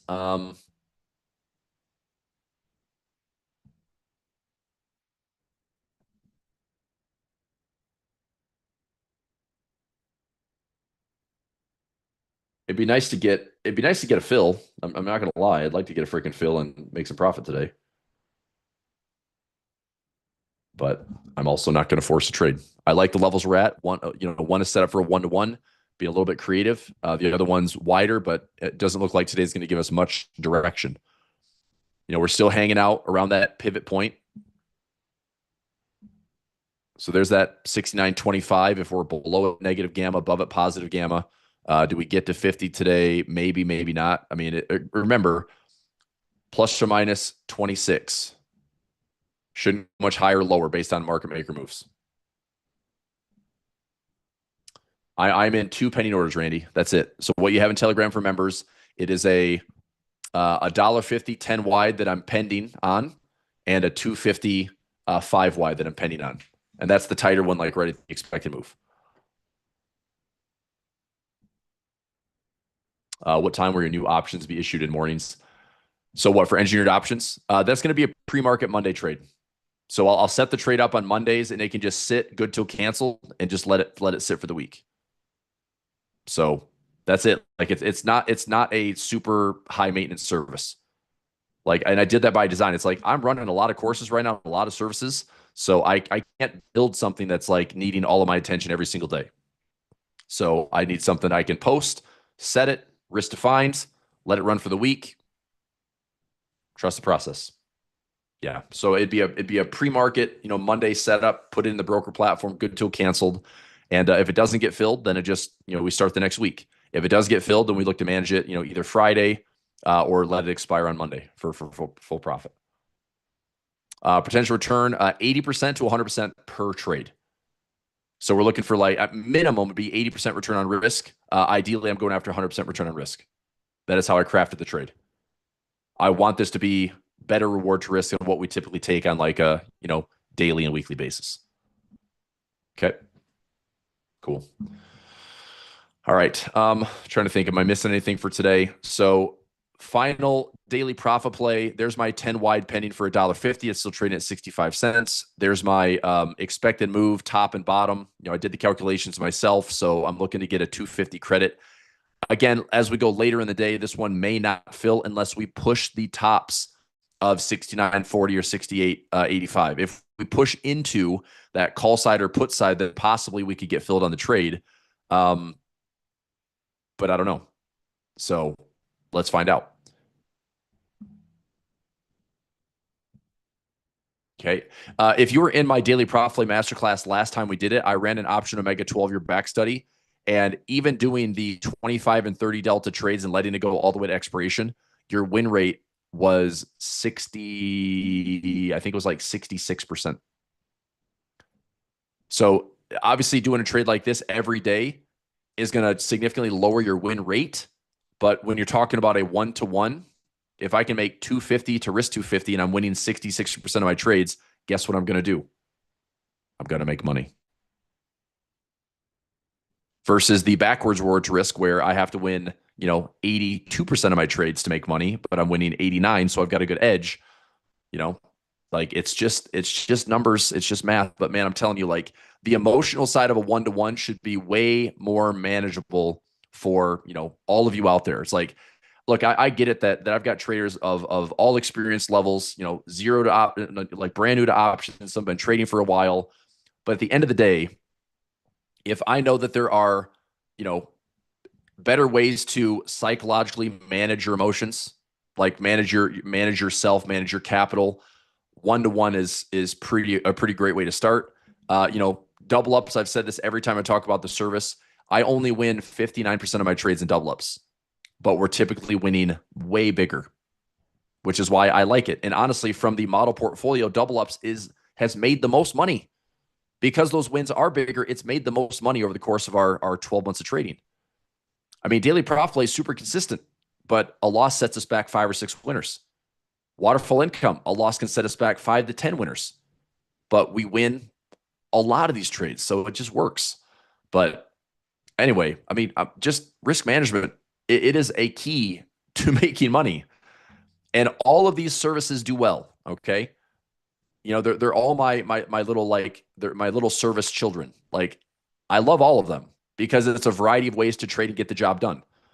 But if I was to, scratch all this stuff and choose like What would I trade? What's my favorite thing? Stick with high reward, 1-to-1, and income trading. Okay. I mean that's creative. Like that's income trading as well, but that just takes more capital. Um, and I'm saying this like, look, I built a great dashboard. I love pinch point. Okay, but it's a binary trade. I set it up, I price it, we set it and forget it. I try to make it as easy as possible to follow. Newsbreakers, at this point, like newsbreakers, I could take it or leave it because I feel like I'm forcing trades around volatile conditions anyway. So it's all about risk management. The nice thing is on newsbreakers is define risk trades, but we give ourselves some upside reward that is greater. And earnings is always something fairly exciting to trade. But I'll tell you this, I hate losing on earnings.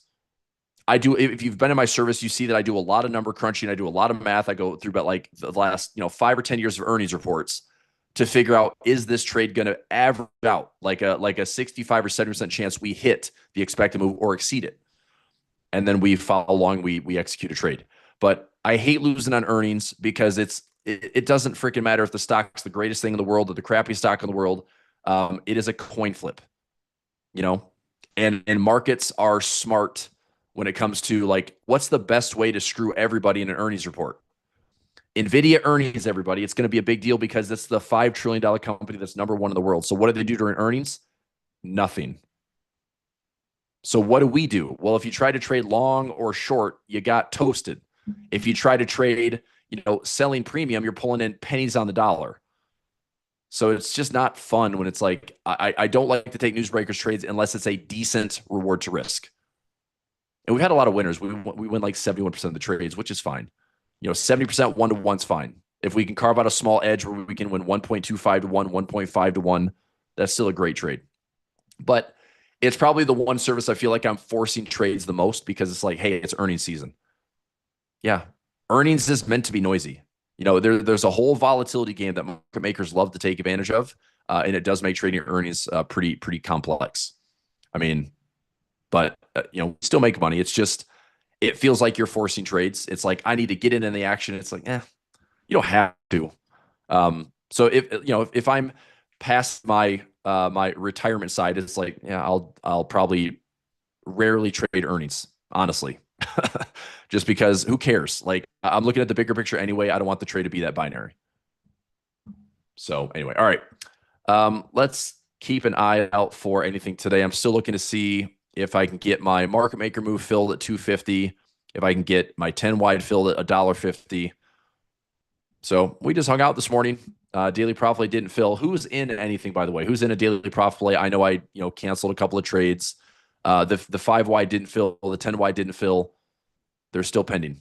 But I've just got 2 trades I'm watching for the day for daily profit play. We'll see if either one gets filled. If they don't, no big deal. Serenity, what you win? What you win? Omar says daily profit play for $1.10. Okay. If we get filled on one, no, these are both fair. I mean, these are totally different trades. So if we get filled on this one for $1.50, this one still has a high probability of profit because it's a low delta. This one, if I got filled, it's a 1-to-1, so my risk reward is even better. But I need price to stay within the market maker move of the day. So if they do that, then that should be a good thing. So this one is, a higher POP. Put this one is a higher pop, so probability profit, and this one is better RR, which is reward to risk. So that's the trade-off. Greg, you got let's see here,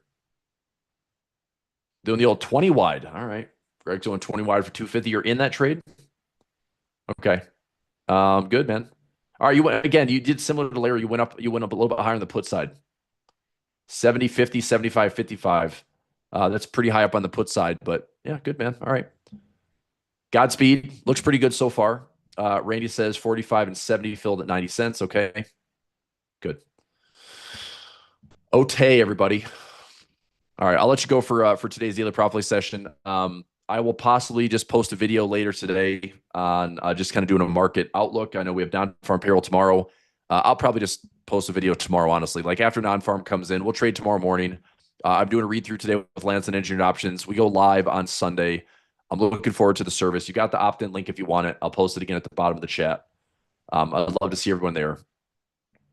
and should be a fun service to have and really low maintenance, which I'm excited about. So that is Sunday, 7 p.m. Okay, if you can't get there live, there'll be recordings. I'll probably talk about it again in this session, throughout the week. So there'll be plenty of times to check it out. Cool. And if you pop in on Sunday, say hi. It's always nice to see familiar names and faces, and well, not faces, but familiar names. If I want to see faces, if I have any All Access members, any Diamond Club members, we are doing a live session, a live conference in February, February 9th through the 13th. If anyone wants to come hang out in Jacksonville, I think a lot of us are going to be there. I think Lance, myself, Alex, Jeff, Roger, I think all of us are going to be there for the week. My sections will be on Monday and Tuesday, the 9th and 10th. I'd love to stay for the entire week because I'd love to play some golf at TPC.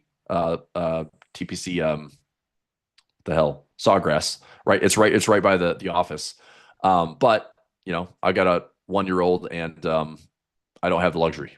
So I'm just going to hang out. I'm coming in late Sunday night, doing my thing Monday, Tuesday, and then I'll be, traveling back Tuesday night. We'll come back and you'll trade with me live on Wednesday for the typical day-to-day. So anyway, if anybody is interested in the All Access stuff, Diamond Club, just talk to the team, support at Prosperity Pub, give us a call. If you're curious, I'd love to meet all of you in person if you want to come. So, but if not, there'll be other times. And off we go.